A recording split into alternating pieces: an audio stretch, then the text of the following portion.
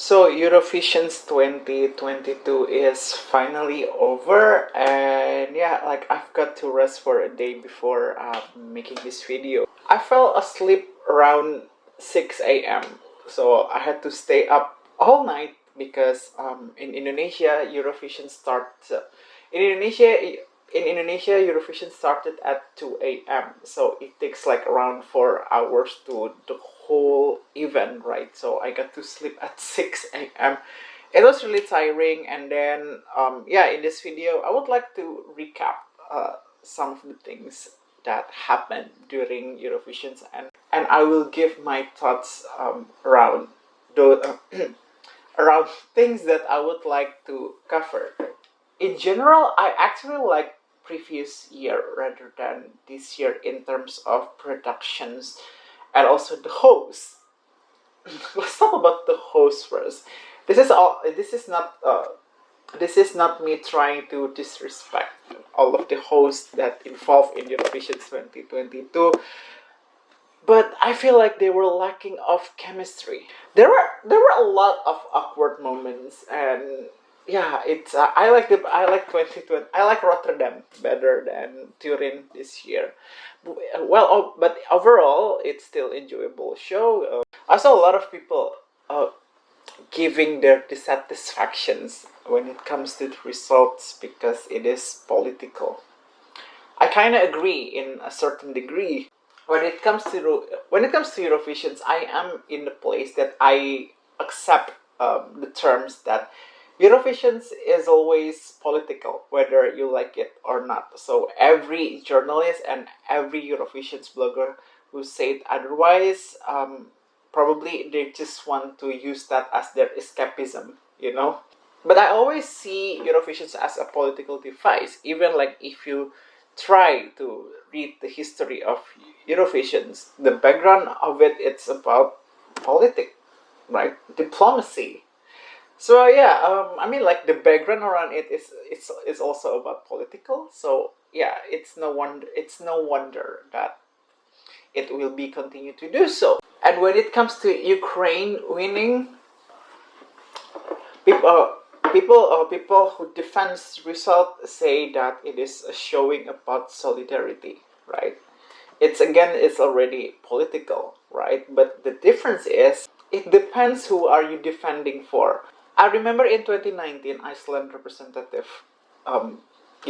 showed their support for Palestine in Israel, but the show still goes on anyway, right? So it depends on the people and who's trying to defend. I'm not saying whatever happened in Ukraine should be compromised. No, it's a bad thing. A lot of people are affected. Many Ukrainians struggle to live right now because of the conflict and the war. But yeah, for me, I can accept to the terms that Eurovision is political. So the way I see Eurovision is always just about I want to discover new artists that I've never heard before, and then I've become a fan of them and see their growth from Eurovision to forward. And yeah, that's that's pretty much it. So and if there's any journalist that said Eurovision is not political,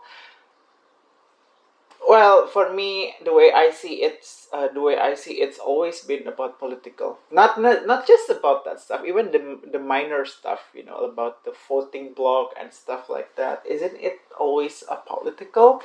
No matter you try to, this is not. No matter how hard you are trying to say Eurovision is supposed to be about music, not politics. But hey, open your eyes. It's been Eurovision 2022 already become a political contest right after uh, right after Ukraine was still performing on Eurovision, and also the EBU decided to ban Russia on participating. That itself, it's not about music at all. Also, I can do why those kind of decisions being made, but yeah, I don't want to be those people who naively say that Eurovision is not political. It always has been political, no matter what you are trying to say. And when it comes to Ukraine winning, in the end, the public that voted for Ukraine. So in a way, we as a public, at least people who are, at least people who voted for Ukraine in this case, the public decided to support Ukraine, and for me, it's fine. And maybe a lot of them are actually maybe a lot of them are actually like the songs and like the artistic values in Stefania. Now, I will give you my thoughts about the winner of this year Eurovision's 2022. I already predicted it from the start, right after Ukraine announcing that they are still going to perform, which was great. They are still participating, especially in these dark times. They are giving such optimism, on the grand stage, and of course with a message behind it. And I was live tweeting on grand final Eurovision 2022, and I tried to give my thoughts on Twitter, and right after Ukraine's performing, I just said on my Twitter, Ukraine is going to win, right? And it happened. And whatever happens, happen. Either you want to be upset about it, it happened. Me as a viewers, I'm just going to continue to support the artists that I like from Eurovisions. It doesn't matter if they are not winning. Speaking about favorite contestants, let's take a look at the results. The number 2 is United Kingdom, number 3 is Spain, number 4 is Sweden, and number 5 is Serbia. And I would like to discuss about Italy as well. So I was really happy, like United Kingdom and Spain got their results, But in fact, I was hoping United Kingdom or Spain's winning, because it's going to be such a great redemption arc, especially last year. They both got 0 points, and every time I watch it, I still got my heart break. And it's such a great, it's such a beautiful story, and both of them perform really well, especially Spain. Oh my God, Chanel, it was really fire performance, and I like it. And Sweden, well, as you can see, they are always performing really good. But however, I could say the difference about Sweden this year, in my feelings, that I can fully support behind the song, because when Cornelius Jacobs performing, I can feel the soul, if that makes sense. Like, I feel it. But in the previous year of Sweden's entry, it's a good song. It's such a polished song to the point where I don't see any soul coming from the music. And that's what I like about this year entries of Sweden, because people feel it and I feel it.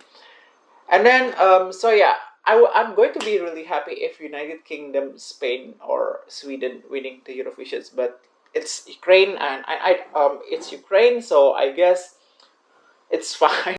Number 5, Serbia. Oh my God!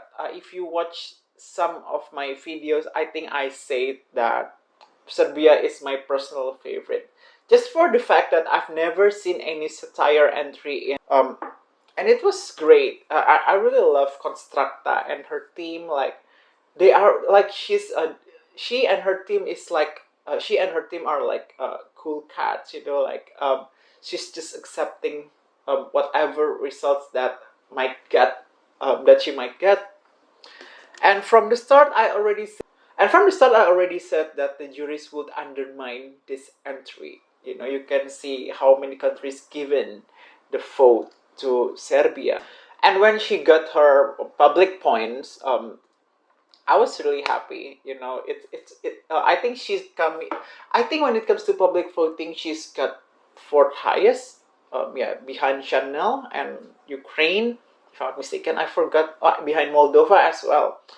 I was really happy she's got in top 5.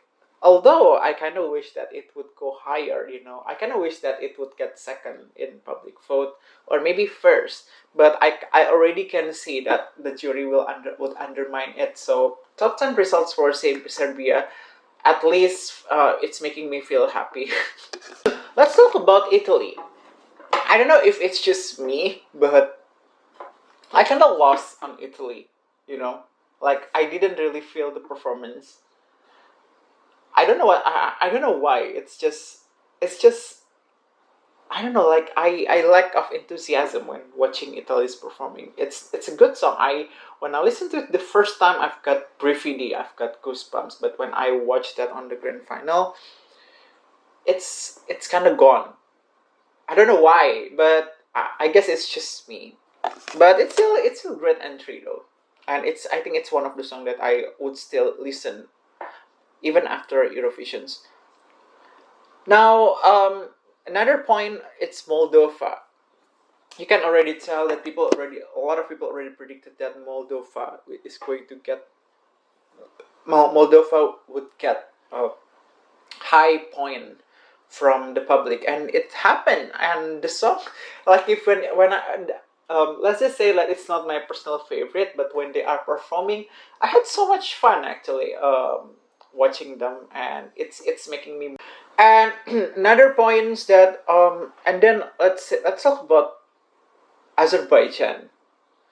Well, I think I'm going to talk about this separately from the from the results that we have. But I'm just kind of shocked that that Azerbaijan qualified with no public points. But yeah, I'm not going to talk about it. And also, that's France and Germany. Well, for Germany, at least they didn't get 0 points. It's kind of it's feel bad though. I feel bad because a lot of people undermine Germany's entry, but I personally like Germany's entry. It's good. But yeah, maybe like people already forgot that. And France. This is also the same case for me when it comes to France with Italy. I kind of lost on France performance. I like the song. When the first time I listened to it, my reaction video is still up there. I was really hyped about this entry, but for some reason I don't know why I kind of feel lost with France. The song is still good though. I still like it. I still listen to it. But when they are performing, something's missing, and I couldn't tell what it is. But I hope even after this result, I feel like France still should be experimenting with their music more, And yeah, and also United Kingdom. Um, I really hope that you're going to take your visions really serious right now. So yeah, and what else? Oh yeah, I want to talk about Serbia more. And I'm glad with the televoting result, the public vote, because if you take a look, Constructa got higher points than United Kingdom and also Sweden's in televote, but it just got undermined by the juries, But like if the juries, at least react positively to the performance, I could see it could actually get higher than fifth place. But for now, for such a daring song to be performed on on Eurovision's the stage that mostly pop songs, yeah, I applauded that. I like it. It reminds me of Go Out from Ukraine from last year. Like the jury undermined their entries, but televote, but the public resonates with her. Now I hope Serbia still still try to experimenting with their entry or whatsoever. Yeah, I think that's the recap. Am I satisfied? In a way, yeah, I'm glad it's over. Although there are a lot of drama involved later after the announcement, but I usually don't really involve in those kind of discussions. I found my artists on Eurovisions, and I'm just going to follow their career after this. So yeah, what do you guys think about the results of the Eurovisions? I'm not complaining. It's expected, to be honest. I kind of expected those kind of results, and yeah. But I'll see you guys. Comment down below what you guys think about it, and I'll see you guys next time. Until then, have a great day and be kind to one another because we live in a crazy world right now. And I'll see you guys next time. Bye.